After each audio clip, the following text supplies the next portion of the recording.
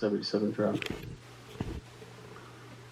Closer to home here, we have, we're operating between 12 and 15 million gallons a day from the Quartz Hill plant. The other treatment plants are off for maintenance and other matters. And then the Acton exchange is continuing about 4 million gallons a day.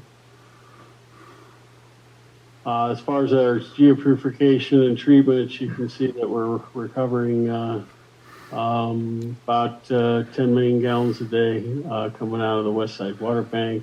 2 million gallons a day is going to the north feeder, and then we're moving about 7.5 million gallons a day to the Westside Waterbank. And you can see here that we're totaling about 11 to 12 million gallons a day from that part of the water system. As far as recharge, we're only putting in 1 acre foot a day. We're just 2 days a week. We're not recharging much because of the low allocation that we're receiving from DWR. I wanted to provide this as a new estimate.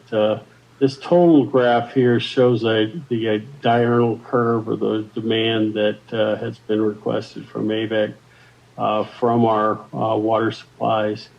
And this is our planning document. It changes based on allocation and other things, but at least gets us to a beginning point.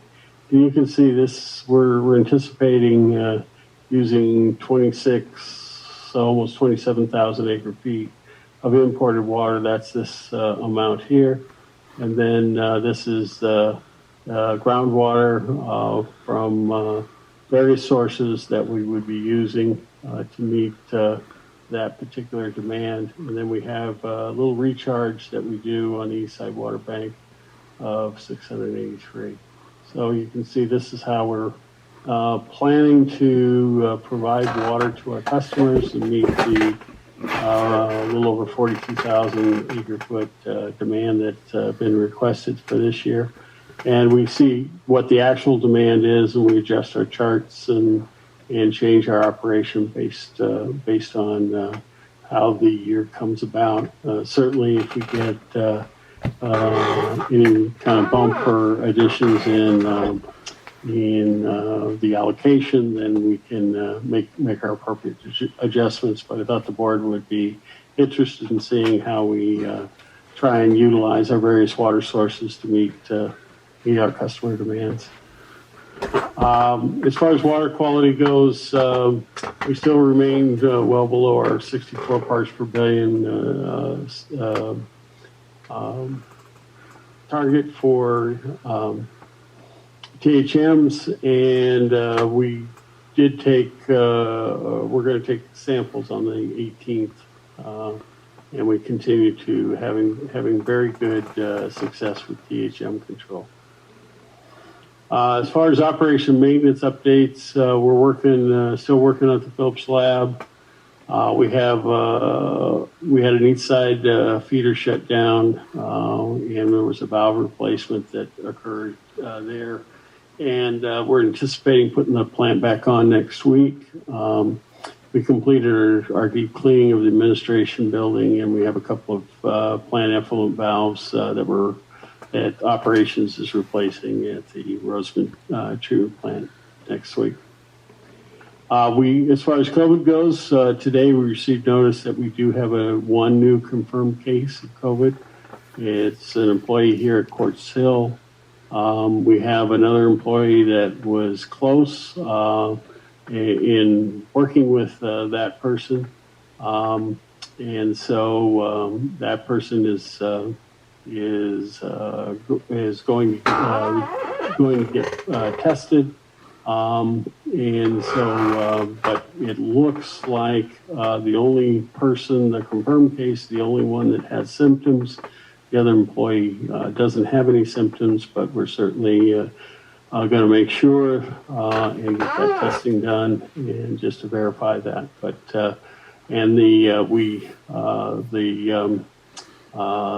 it was not his his exposure was not from the Quartz Hill plant. It was from outside the Avek areas. So yeah, that's how that was going. So that came in today, first confirmed COVID. So events and schedules, we got President's Weekend coming up. We got the Urban Water Institute and the virtual conference. We also have our AV Water Master meeting on the 24th and the AV Edge virtual business outlook conference on the 24th of February. With that, I'll be happy to answer any questions that you may have. Any questions for Dwayne? No, good report. I like that new chart. Yes. Excellent. Thank you. We do have one other item for the engineer's report, for the general manager report. And Justin Lipsey provided chief engineer's report to give you an update on our current status of projects out in the field. Good evening again. Brief update on some of the projects that we have going on. I think this is the third iteration of this report that I've given. Come to do this every couple months or so now. Got a couple tables here. I'm just going to go through these items from top to bottom. Starting on the left, you can see the project name, followed by the consultant or contractor working on that particular project, and the awarded amount by the board, the amount we've paid out to date on that project, and then the remaining balance, along with a few notes regarding the current status.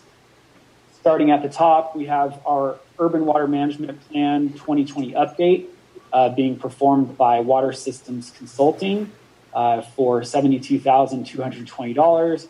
So we've paid them out $78,220 so far, which leaves a remaining contract balance of $64,400.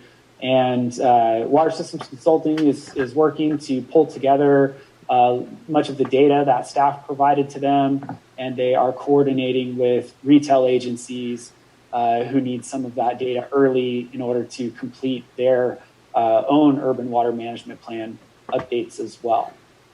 So that project's moving along nicely. Moving down the list to the Eastside Waterbank expansion project. That is being conducted by Kennedy Jenks. They have a contract of $383,682. We've paid them maybe about 2/3 of that. And included within the board packet tonight, part of the reason it was so large was the initial study mitigated negative declaration was included in your packet tonight. And that will be going out for the 30-day public review period beginning tomorrow. So that's going along well. In addition, we've received a 20% preliminary design report on the recharge basins part of that project, and they are working on staff comments on the 90% design of equipping the existing well that was drilled as part of the original Eastside Waterbank project. Moving down the list, emergency response plan. R.E. Patterson and Associates is helping us with that. They are essentially complete. You can see we've paid them the majority of their contract. They are retaining $2,920 on that project. We've completed, the emergency response plan itself has been completed. We did one staff exercise as well.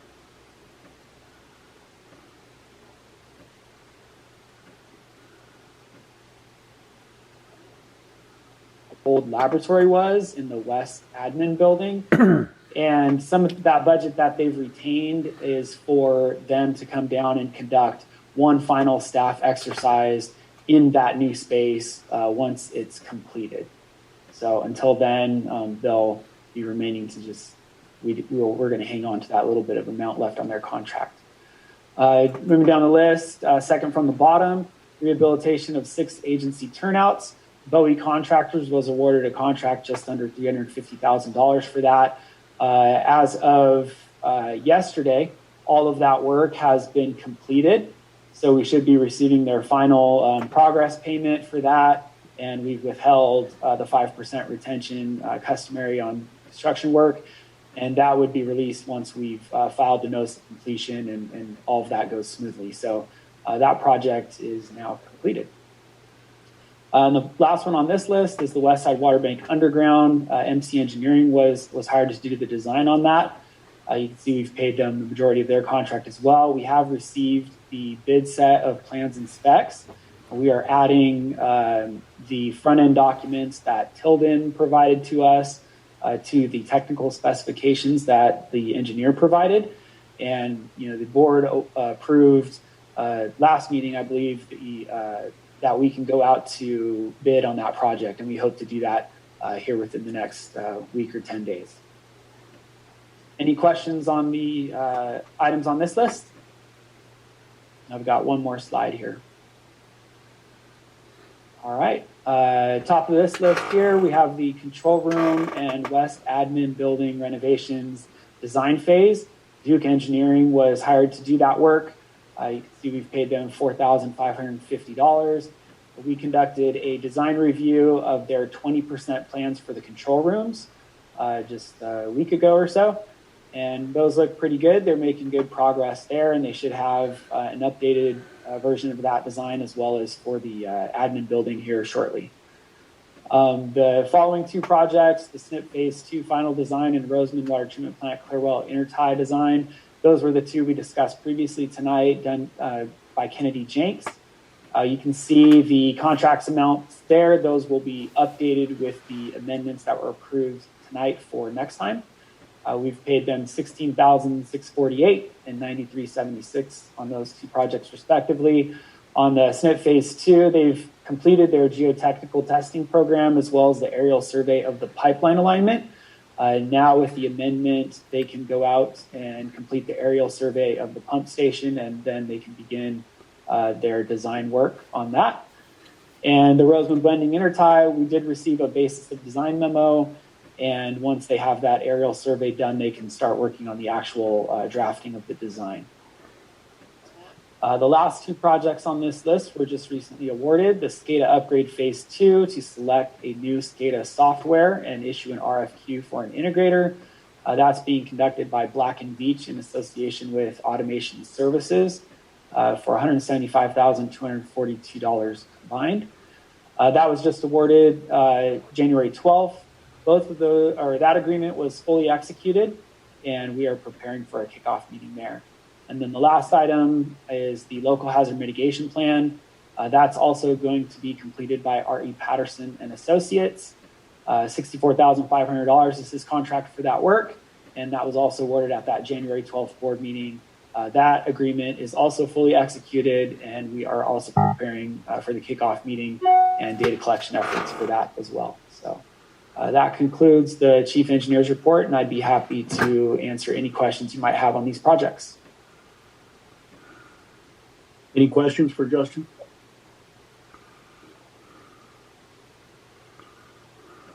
Hearing none. Thank you very much, Justin. Good report. Thank you.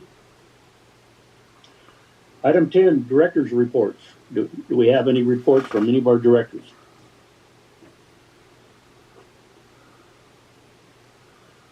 We'll move on to item 11, attorney report. Sheldon, do you have a report? Sure, President Dias.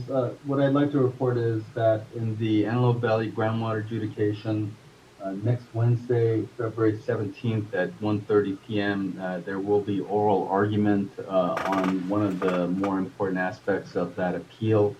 Your general counsel, Jim Markman, and I have been involved in the drafting of various briefs in that appeal, and Mr. Markman will be a participant in the oral argument. If there's any desire for anyone to listen in the 2 hours allotted for the oral argument, let me know and I can see if that is a possibility. And I'm sure in future reports, Mr. Markman in closed session can apprise the board of the results of that oral argument and anticipated rulings. Any question for Sheldon? Evidently not. Thank you very much. You're welcome. Item 12, are there any requests for future agenda items? Mr. President, this is Rob. Before we go on to that, can we make sure that all the directors are made aware of how we can watch that argument that Tilden just discussed? How would you suggest we proceed? If I think it's just going to be on a website, but if Jim can provide Holly the information of how we can view the argument and just send it out to us all, that would be great. Sure. Yes, I agree. Good suggestion. Yeah, so this is Tilden Kim. So the oral argument, of course, during these COVID times will be done remotely. So I will look into how participants, or not participants, but how anyone could listen in and provide that information, so that will be circulated to any interested board members. Thank you, Tilden. You're welcome. Yes, thank you. Item 12, are there any requests for future agenda items? Hearing none, do we have a reason to go into closed session tonight? We do for item B. Be a short report. Do I have a motion to go into closed session for item 12B, 13B?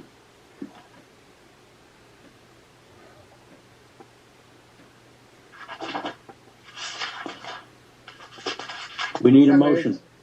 I'm sorry. Yes, I'll make a motion to go into closed session. Thank you. This is Director Miller. I'll second. Thank you. Roll call vote, please. Gary Van Dam,